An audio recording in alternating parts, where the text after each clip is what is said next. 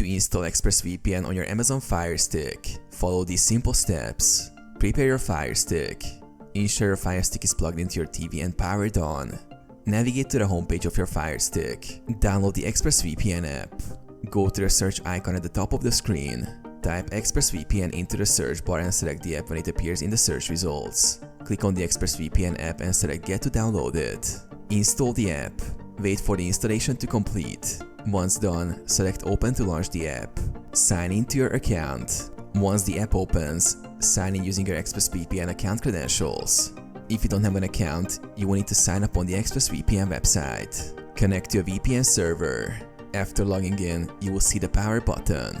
Click it to turn on the VPN. The app will automatically connect to the best available server, or you can select a specific location by clicking on Choose Location.